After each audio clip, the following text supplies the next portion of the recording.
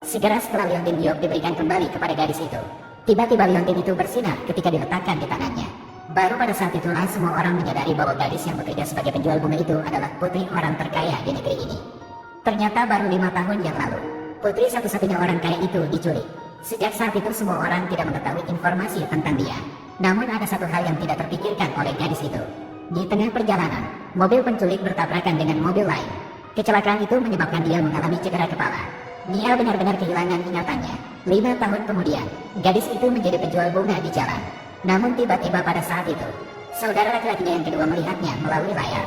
Maka ia mengirimkan pemberitahuan kepada 2 saudara lainnya. Jadi ketiga bersaudara itu berkumpul untuk bersiap membawa pulang gadis itu. Begitu mereka muncul di jalan, banyak orang dari jauh berlarian untuk meminta tanda tangan ketiga bersaudara tersebut. Karena ketiganya adalah orang-orang yang sangat terkenal, jadi mereka dikelilingi oleh penggemar. Pada saat ini, saudara kedua melihat ke arah seorang gadis, sedangkan adik mereka hanya melihat dari jauh lalu pergi, sebab ia masih harus melanjutkan pekerjaannya sebagai penjual bunga. Jadi dia sama sekali tidak peduli dengan latar belakang keluarga ketiga orang tersebut. Namun tiba-tiba pada saat ini, ketiga pria itu memanggil namanya. Hu Enhi, kami di sini untuk menyambutmu pulang. Selamat datang kembali Nona. Setelah mendengar ketiga bersaudara itu mengatakan itu, gadis itu sangat terkejut karena dia mengira dia hanyalah penjual bunga biasa. Bagaimana bisa menjadi nona muda dari keluarga kaya?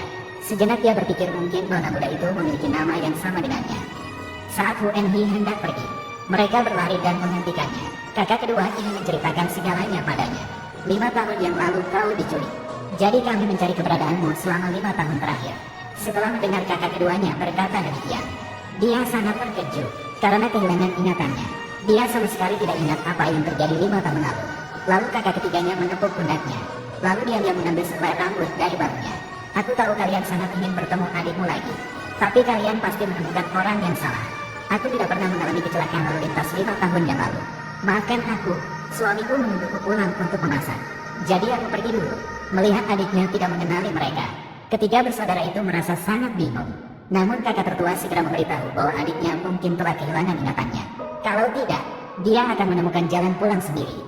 Untuk memastikan bahwa dia adalah adiknya, kakak kedua mengambil rambut dari tangan kakak ketiga, lalu memberikannya kepada sekretarisnya untuk diuji. Kemudian kakak kedua berkata, aku akan mengikuti gadis itu sebentar. Di sisi lain ketika Hu Enhi kembali ke rumah, tiba-tiba dia melihat seorang wanita mengenakan piyama. Kemudian suaminya pun keluar dari kamar tidur. Hu Enhi langsung bertanya pada suaminya ada apa semua ini. Tak disangka, suami bajingan ini akan berbohong kepadanya. Ia mengatakan bahwa wanita tersebut hanyalah rekan bisnisnya. Baru saja dia tidak sengaja menumpahkan air ke baju wanita tersebut. Jadi dia mengambil piyama istrinya dan memberikannya untuk diganti. Ah Momo juga memanfaatkan kesempatan itu untuk memperkenalkan dirinya kali ini. Aku manajer cabang Brook Franchise. Namaku Hatilon. Siapa yang bertanya, apakah kau baik-baik saja? Suami bajingan itu mendorongnya ke lantai. Lalu dia malah memaki-makinya. Dia mengatakan bahwa dia dan wanita itu hanyalah rekan kerja. Jadi kau tidak boleh meragukan hubungan ini. Dia kemudian memperingatkan Hu Enhi, jika lain kali kau cemburu secara tidak wajar, aku akan menceraikanmu. Saat itu ibu mertua juga membawa sekelompok orang ke rumahnya. Hu Enhi kemudian segera melaporkan hal tersebut kepada ibu mertuanya.